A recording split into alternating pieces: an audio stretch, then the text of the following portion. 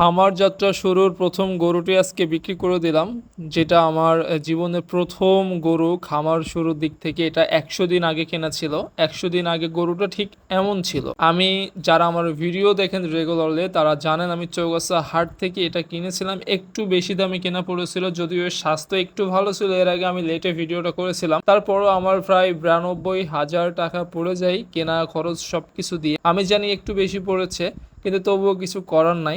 আপনারা জানেন যে খামার শুরু করতে গিয়ে অনেক কিছুর এক্সপিরিয়েন্স হয় ঠকতে ঠকতে, তেমন আমিও ঠকেছিলাম। তো যাই হোক, আমি এই গরুটা কিনেছিলাম ৯২,০০০ দিয়ে। আর আমি ঠিক ১০০ দিন পর গরুটা কত দামে বিক্রি করলাম সম্পূর্ণ ভিডিওটি আজকে থাকছে, দেখতে থাকবেন। আর এই গরুটা হচ্ছে আমার দেশাল মানে দেশি শাহিওয়ালের মধ্যে একটা গরু। যারা খামার শুরু করেন বা ইচ্ছা আছে অনেক বড় একটা অ্যাগ্রো ফার্ম দেওয়ার, তো সেক্ষেত্রে আপনারা একটা দুইটা গরু কিনেন। তো হচ্ছে দুইটা গরু টাকা দিয়ে একটা গরু কিনবেন, সেটা তাও দাতা গরু কিনবেন, ফ্রেম থাকবে ভালো, ফ্রেম দেখে দাতা গরু কিনবেন। আমার মতো আদাতা গরু কিনবেন না। তাহলে আদাতা গরু কেন কিনবেন না? কারণ হচ্ছে আপনি আদাতা গরুকে যতই খাওয়ান ওরা কিন্তু ওইভাবে ওদের শরীরে গ্রোথ আসে না, মাংসে লাগে না।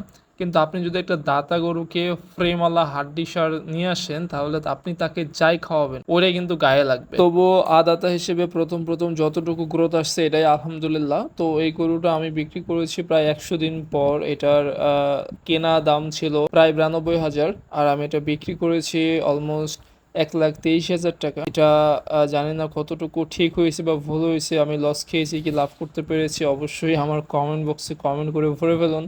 কারণ আমার যেন নেক্সট টাইমে বিক্রি করতে সহায়তা দান করে আপনাদের কমেন্টসগুলো। আর বাদ বাকি আল্লাহ ভরসা। তো গরুটা সত্যি অনেক মায়াবী চাহনিতে ছিল, কারণ আমি ওকে অনেক আদর করে খাওয়াইতাম। দোয়া করি আল্লাহ ওকে সহি সালামত রাখুক।